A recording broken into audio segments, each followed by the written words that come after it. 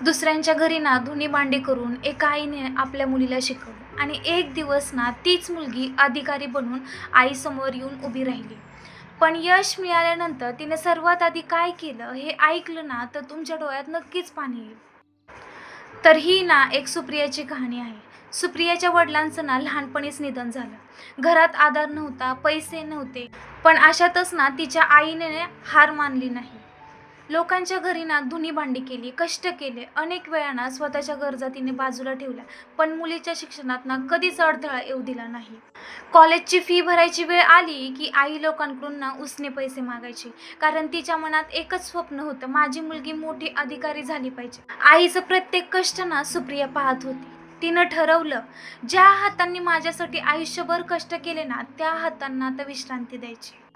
त्यांच्याकडे पैसे नव्हते, महागडे क्लास लावायलाही पैसे नव्हते, पण जिद्द होती.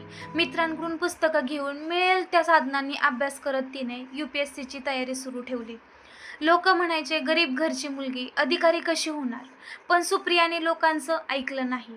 तिने फक्त आपल्या आईच्या स्वप्नांकडे पाहिलं. येईल तसे दिवस दोघीही जगत होत्या, पण ती हार मानत नव्हती. तिचा अभ्यास तिनं असाच कंटिन्यू चालू ठेवला आणि शेवट तो दिवस आला. निकाल लागला आणि सुप्रिया अधिकारी झाली. ती जेव्हा सरकारी गाडीतून आपल्या जुन्या घरासमोर आली ना तेव्हा सगळे पाहतच राहिले, पण सुप्रियाने कोणताही गर्व केला नाही. ती थेट आपल्या आईजवळ गेली आणि तिच्या पाया पडली आणि म्हणाली, आई, आज तुझ्या कष्टाचं चीज झालं.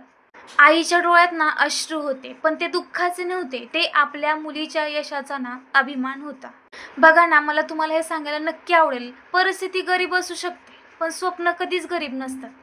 आणि आईच्या कष्टाची जाणीव असणाऱ्या मुलाला ना जगात कोणतीही ताकद थांबवू शकत नाही. खरं पाहायचं झालं तर त्या आईचं कष्ट आणि त्या सुप्रियाची जिद्द, ह्या दोन्ही गोष्टी एकत्र करून त्या दोघींचं आयुष्य किती सुंदर झालं. या सगळ्या गोष्टीतून मला तुम्हाला एवढंच नक्की सांगायला आवडेल, बघा ना, जिद्द जर ठेवली ना तर असं कोणतीही गोष्ट नाही की ती तुम्ही पूर्ण करू शकत नाही. त्यासाठी ना फक्त जिद्द व्हावी.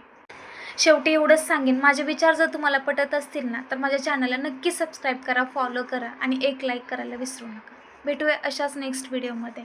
थँक्यू.